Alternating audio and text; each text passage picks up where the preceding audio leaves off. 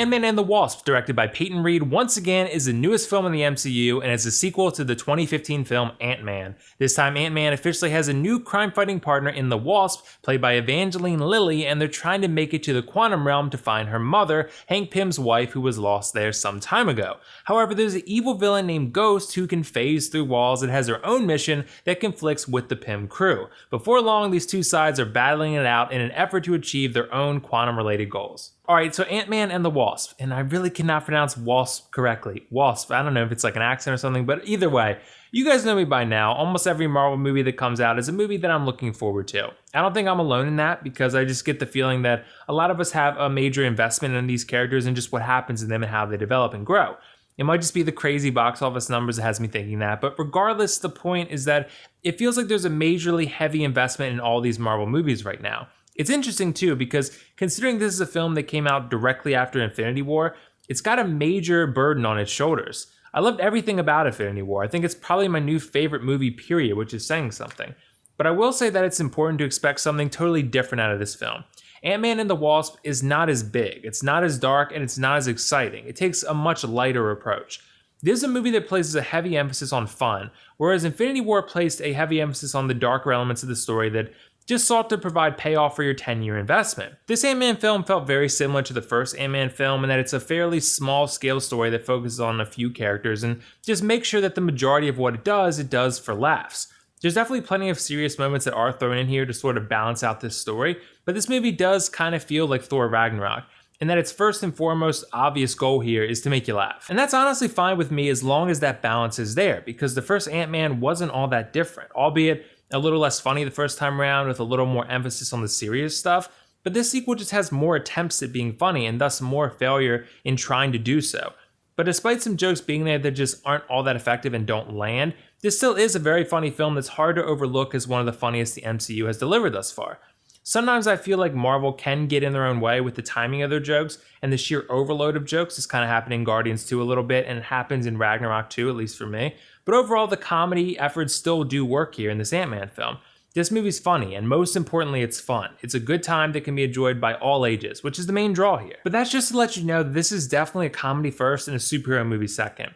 But regardless of that, each character is performed very well, and they all have their moments comedically to shine, even Michael Douglas, surprisingly enough. This is sometimes problematic for the MCU though, in the sense that the characters sometimes drastically change from film to film without any obvious catalyst to explain that change. Sometimes a character will just act entirely different in order to suit the specific goals of the film they're in, and this isn't always good for immersion and investment. Here that happens a little bit because I felt like Ant-Man was a little sillier and a little bit goofier just to sort of fill that comedic element this specific film needed. There are elements to the character that are pretty similar for sure, but they're amped up this time around and changed a little bit as the sequel just tries to go bigger and funnier. Generally speaking though, there's a lot of really good performances here, comedically and just generally speaking as acting performances. I really liked Evangeline Lilly as the Wasp. I liked her in the first one too, and I like her this time even more, because this time we actually get to see how badass she is in the Wasp suit. I like Michael Pena as Luis because he brings a lot of silly comedy to the film, just like in the first one.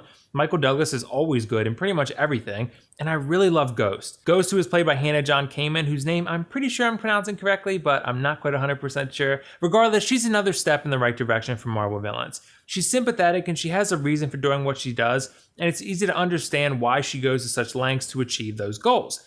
She felt like Killmonger-ish in a way, which is definitely a great thing considering he's one of my favorite MCU villains thus far, and I think a lot of people's favorite. Ghost is just a villain with layers, and the fact that she's sympathetic makes her all the more interesting and compelling. I think Marvel has finally placed a heavier emphasis on presenting quality villains for our heroes to fight, so that the stakes feel bigger and more complex, which is definitely another step in the right direction here. What's interesting though is that Ant-Man and the Wasp feels like Guardians 2 in that it goes for more laughs and more character development, and not necessarily bigger thrills. I think that the first one has better action scenes overall, and generally speaking is just a little bit more exciting. This one has a few great scenes that I think will satisfy why you're actually there in the first place to see the superhero stuff, but this isn't the most exciting or action-packed MCU film to date, not by a long shot. It works as well as it does because the characters are good, it's funny, and when the action does happen, it does deliver. However, some viewers may walk out of the theater a little bit disappointed if they just go in expecting an action-packed follow-up to Infinity War that's supposed to be super exciting. Ant-Man and the Wasp is a fairly isolated solo film, and it doesn't really concern itself too much with the rest of the MCU.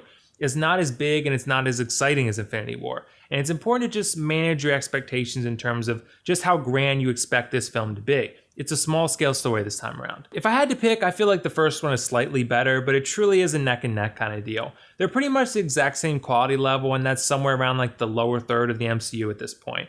And that's definitely not to say the movie's bad, not by a long shot, but it doesn't quite reach the heights that even the most recent films like Black Panther and of course Infinity War have.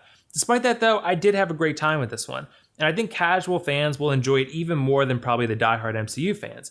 If you're a big fan of the MCU and you've been following this whole universe pretty closely, I think you'll still really enjoy it overall. As for the pros cons, I thought Ant-Man and the Wasp delivered lots of good laughs and fun, some very cool characters, some high energy action scenes, and a very strong villain. As for the cons, I think sometimes the film overdoes it comedy-wise, and the characters aren't always consistent with what we know about them in the MCU. I'm going to give Ant-Man and the Wasp an 8.5 out of 10 and definitely recommend it to basically all audiences. I think kids will enjoy it, casual adults will enjoy it, and of course the diehard Marvel fans will also enjoy it. This is a solid outing for sure. So did you guys see Ant-Man and the Wasp yet? What did you think of it? And if not, let me know why not. And also let me know your thoughts on those post-credit scenes. If you haven't seen the film, just be cautious of the comment section below because there's probably going to be some heavy spoilers down there. But those post-credit scenes were pretty interesting, so I'd love to hear your guys' thoughts on them and just everything about the MCU in general.